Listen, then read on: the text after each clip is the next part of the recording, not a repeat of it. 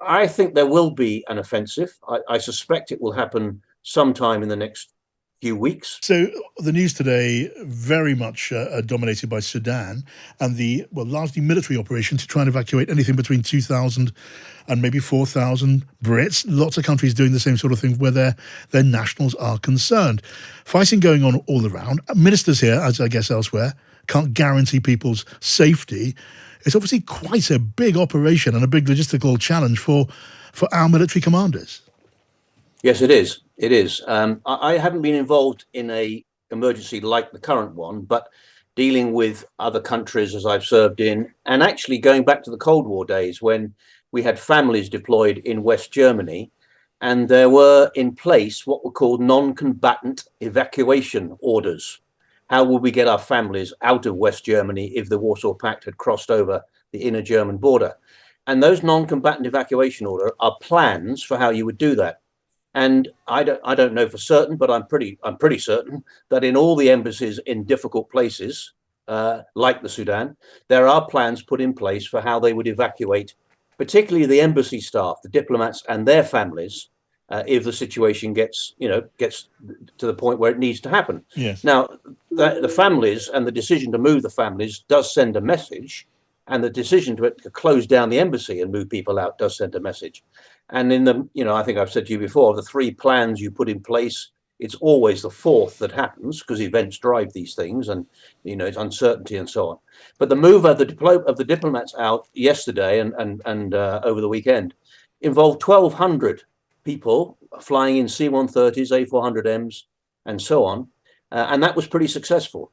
But trying to get these other guys out, and as you say, between 2 and 4,000, and I thought that earlier comment about do the people are they right to expect that they should be taken out of these places when they get dangerous? Yes. How many of these citizens living in Sudan are registered with the Foreign Office? How many of them are visitors traveling, even though the Foreign Office advice is don't travel? Yes. Trying to find out who these people are, where they are, and how can you bring them together in some sort of secure location to fly them out or drive them out, is very complicated. I can understand why people are getting frustrated that the Foreign Yes. Office seems to be moving relatively slowly, but we are talking about a large number of people, and the logistics of that, gathering them together, is not easy. Is it your view then? I mean, you raise it, Tim. Is it your view that the UK, in that case, or any other country, has a kind of duty of care towards its citizens in far-flung parts of the world, even though they may be going there into known risks or maybe less well-known risks, but certainly on their own initiative? Yeah, it's not an easy call, and if I'm honest, my gut instinct is that the days when we could send, in inverted commas, a gunboat and threaten these other countries are long gone.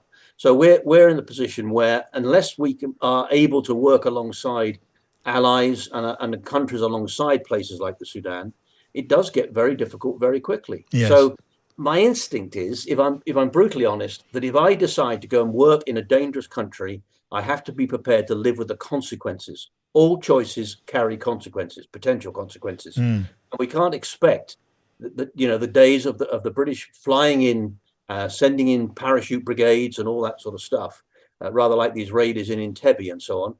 Those days are basically gone, and I can't see how you can expect now to just stand there and say, why isn't the government doing something? If you are in these places, you need to understand the risks that you're taking by being there. And that doesn't just apply in Sudan, it applies in quite a few countries around the world. It's really interesting moral and a sort of philosophical perspective. I need to discuss that more very, very soon. Just lastly, very quickly, Tim, if I can, lots of quite urgent reports and speculation now that the Ukrainian counteroffensive may be underway. What's your reading of what's going on the ground? Because I guess we can expect, can't we, a fair number of feints and diversions.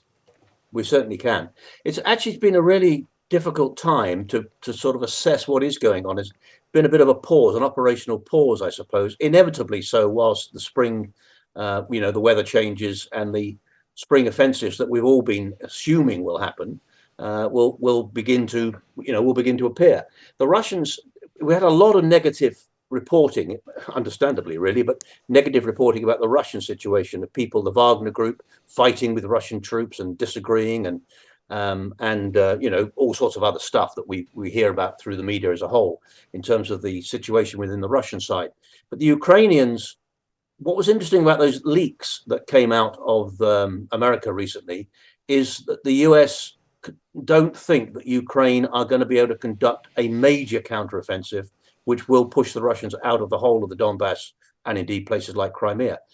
I think there will be an offensive. I suspect it will happen sometime in the next few weeks, as in I would have thought 2 or 3 weeks, if I'm honest, but it may be a bit later.